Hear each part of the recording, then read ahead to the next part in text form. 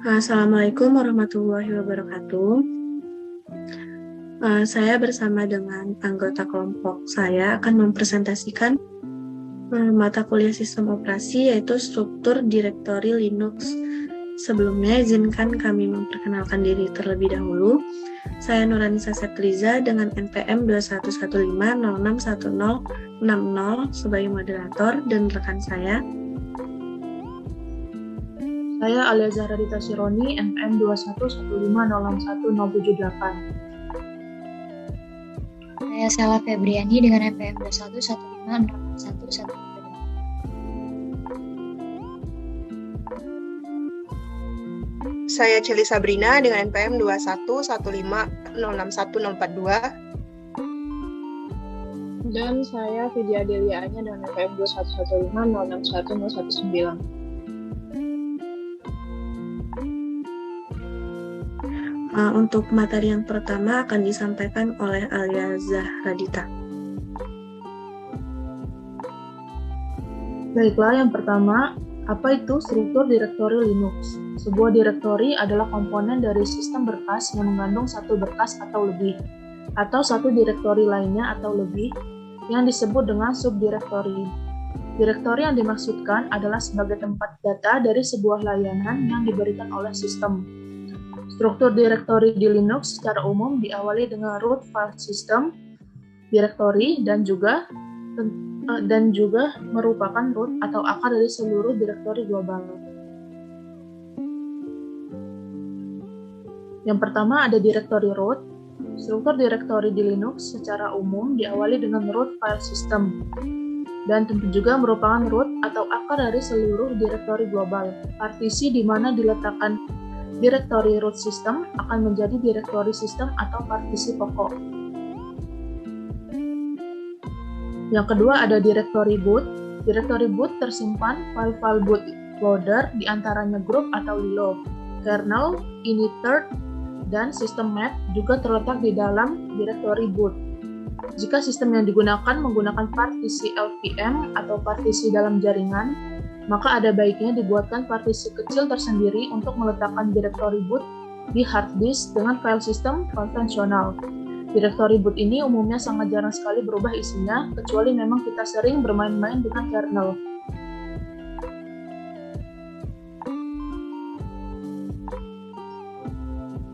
Yang ketiga ada direktori sys, berisi informasi yang berkaitan dengan kernel, device, dan firmware. Untuk memudahkan mengingat, direktori ini dianggap kependekan dari sistem.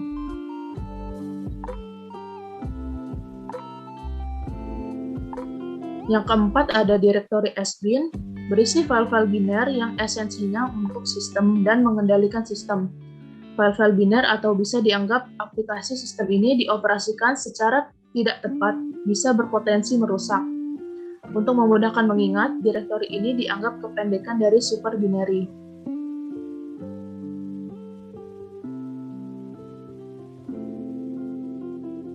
Baiklah, untuk yang selanjutnya yaitu ada direktori bin, berisi file-file binary atau aplikasi yang lebih umum dan dapat digunakan oleh semua user. Untuk memudahkan mengingat, direktori ini dianggap kependekan dari binary.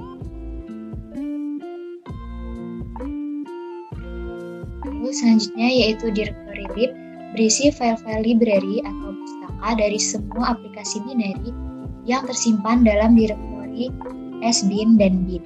Di direktori ini juga tersimpan berbagai macam library yang digunakan untuk aplikasi lain. Konsep penggunaan library bersama ini membuat aplikasi di Linux dapat menghemat ukuran. Untuk memudahkan mengingat, direktori ini dianggap kependekan dari library. Lalu direktori dev merupakan pseudo sistem atau direktori yang isinya sebenarnya bukan benar-benar berisi file. Isi dari direktori dev ini berkaitan dengan perangkat-perangkat yang terdapat pada sistem. Misalkan, untuk informasi port serial, port printer dapat diberlakukan seperti membaca file. Misalkan, perangkat serial terletak di direktori dev, direktori tty01, kemudian partisi dalam harddisk disebut sebagai direktori dev, direktori SDA7. dan lain sebagainya. Untuk memudahkan pengingat, directory ini dianggap kependekan dari DIN.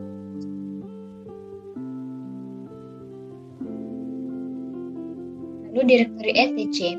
Directory etc berisi file-file konfigurasi sistem. Mayoritas aplikasi dan layanan konfigurasinya tersimpan di directory etc, termasuk diantaranya directory etc, directory host, directory etc, directory resolve core, dan lain sebagainya. Di directory etc directory ini .d tersimpan konfigurasi bagaimana sebuah layanan dijalankan. Di directory etc directory rcd tersimpan konfigurasi untuk menentukan service yang dijalankan untuk tiap-tiap sesi init.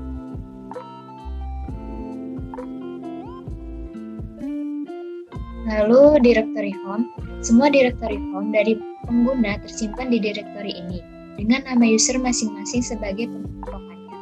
Untuk beberapa sistem Linux yang dispesifikasikan untuk server, directory pengguna masih dikelompokkan lagi ke dalam directory home user. Di dalam directory home, nama user tersimpan konfigurasi-konfigurasi spesifik terhadap user tersebut. Oleh karena itu, berbeda user, walaupun berada di sistem yang sama, bisa mendapat lingkungan dan tampilan yang sama sekali berbeda. Directory home merupakan directory dekat dengan user.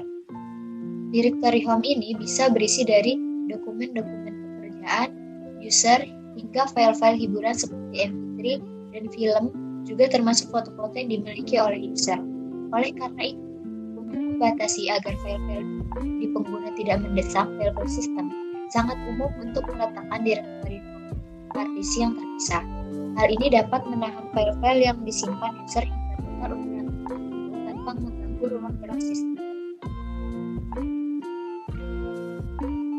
Lalu yang selanjutnya, directory media merupakan directory untuk menyimpan directory file, CD-ROM, DVD, flash disk, bahkan floppy disk juga akan termount di directory ini. Pada distro-distro modern sudah memberikan fasilitas untuk menampilkan device yang dimount ke depan desktop, sehingga pengguna tidak perlu susah-susah dan repot menuju ke directory media untuk dapat mengakses flash disknya, cukup lihat ke desktopnya dan masuk ke directory yang terbuat baru di sana. Untuk workstation yang terintegrasi dengan jaring, pada umumnya untuk storage network juga diletakkan di directory media. Dengan dikelompokkan seperti itu, maka mudah untuk mencari bahwa semua yang berada di dalam directory media.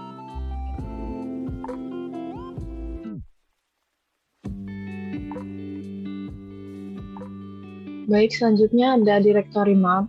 Directory mount adalah directory di mana user memount device secara sementara dengan metode manual. Device yang membutuhkan proses mounting secara manual menggunakan directory mount. Mount, directory ini biasanya berisi mount point atau subdirectory tempat memasang floppy disk dan CD-ROM.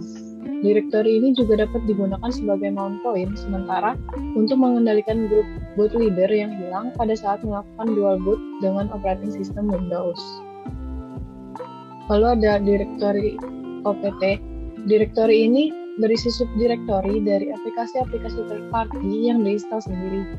Directory OPT berisi subdirectory dari program-program yang tidak mengikuti standar file system FHS. Program-program ini menyimpan file-filenya di directory OPT/nama_program. Biasanya program-program ini adalah program komersil atau berbayar. Lalu ada directory user.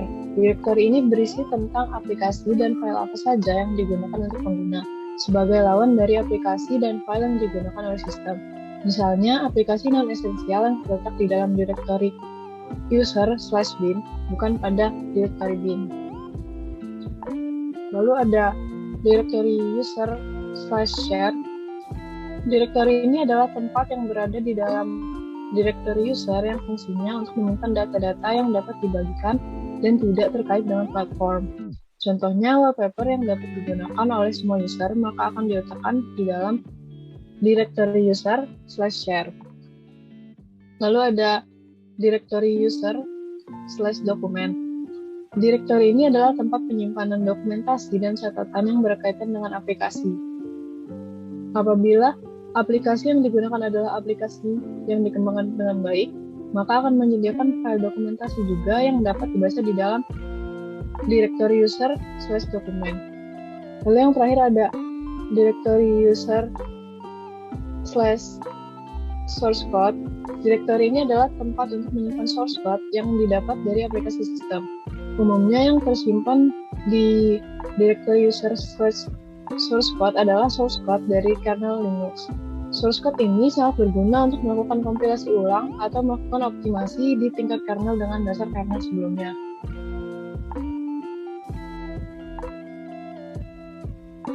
Oke, selanjutnya yaitu directory user/include. Jadi di directory user/include ini tersimpan file-file header dari compiler C. File header ini mendefinisikan struktur dan konstanta yang dibutuhkan untuk membangun sebuah aplikasi yang standar. Direktori di dalam user/include tersimpan header untuk compiler C++.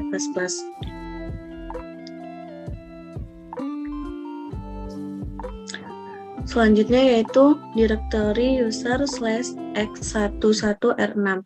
Jadi ini menyimpan sistem X window dan hal-hal yang berkaitan dengan X window. Subdirektoris di bawah direktori user/x11r6 tersimpan binary X itu sendiri dan juga dokumentasi, file header, config, icon, sound, dan sebagainya yang berkaitan dengan grafis. Nah, kemudian direktori user/local. Di sini tersimpan aplikasi yang terinstall dan file yang digunakan di local machine. Jika komputer yang digunakan merupakan bagian dari sebuah jaringan besar, terus direktori /user lokasi fisiknya terletak di komputer yang berbeda dan dibagikan ke dalam jaringan untuk dimount ke dalam direktori user. Pada jaringan seperti ini, direktori user/local akan berisi barang-barang yang hendaknya tidak digunakan di banyak mesin dan hanya digunakan di local mesin saja. Karena kebanyakan komputer tidak memanfaatkan bentuk jaringan seperti yang disebutkan tadi.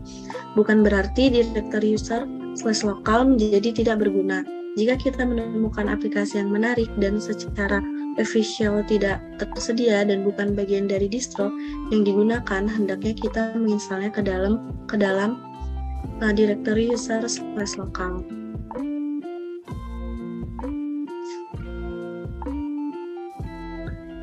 Kemudian selanjutnya direktori root merupakan direktori home-nya super user.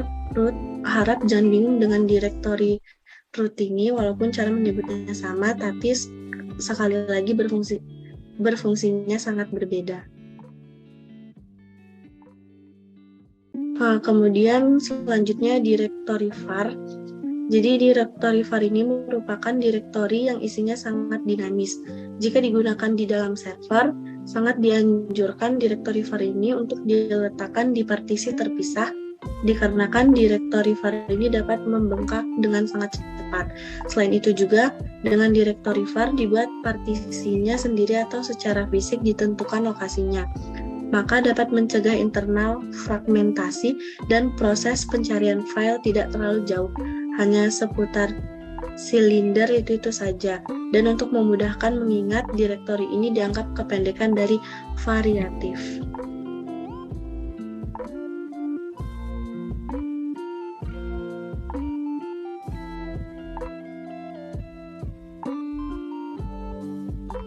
Kemudian selanjutnya direktori var/log merupakan direktori untuk menyimpan berbagai macam log atau catatan yang berkaitan dengan sistem. Isi dari direktori var/log ini terus terupdate selama sistem berjalan. Oleh karena itu, direktori /log merupakan alasan dan penyebab utama direktori var dapat membengkak dengan gila-gilaan. Walaupun di Linux sendiri tersedia aplikasi log-rotate untuk meredam percepatan pembengkakan direktori var, tapi tetap juga tidak dapat disiapkan ruang tersendiri. Ukuran log ini dapat menghantam ruang kosong di dalam sistem.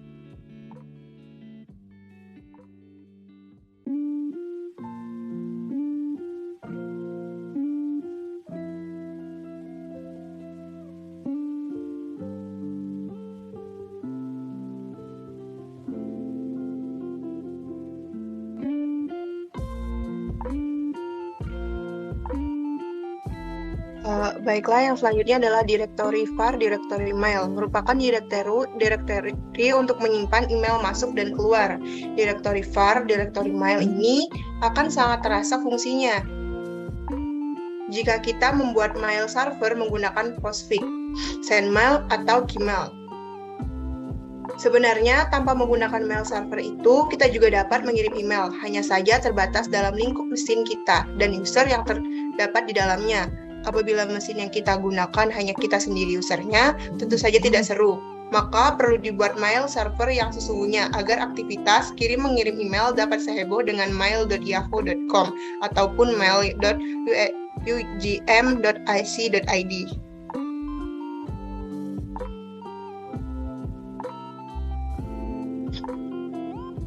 Directory var, directory spool. Directory var, directory spool merupakan directory untuk menyimpan file-file yang spooling atau yang sedang mengantri untuk diproses. Yang umum berada di dalam directory var, directory spool ini adalah operasi printing. Apabila Linux yang dibangun difungsikan sebagai printer, server, atau sharing printer, maka directory var, directory spool ini juga perlu diperhatikan apabila yang menggunakan printer tersebut orang yang sangat banyak.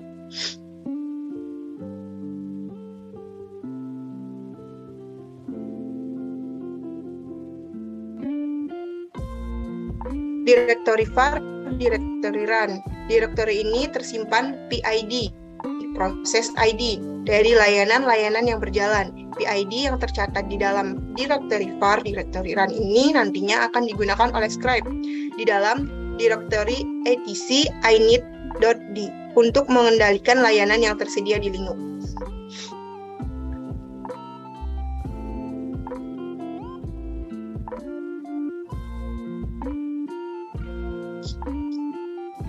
Directory Proc. Directory Proc juga merupakan pseudo file system yang mirip dengan directory dir, kaitan dengan sistem dan tidak menyangkut pada device.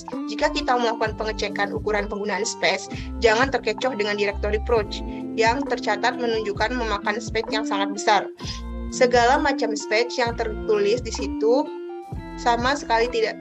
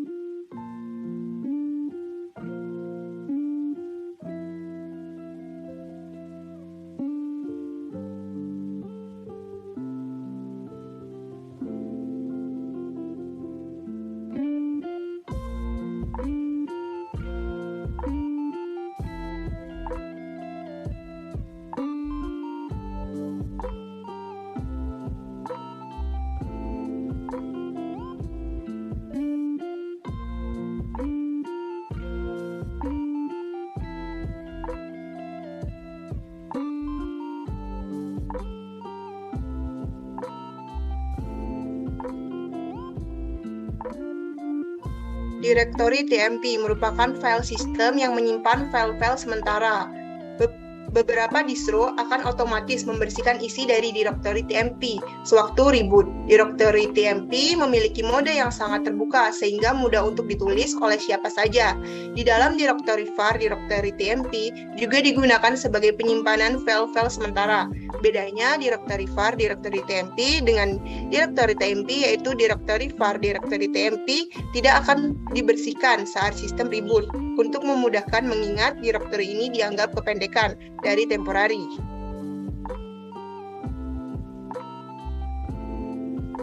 Directory loss plus found. Directory ini menyimpan file-file yang berhasil direcover saat sistem crash. Dengan melihat ke dalam directory loss plus found, mungkin kita dapat menemukan file yang hilang.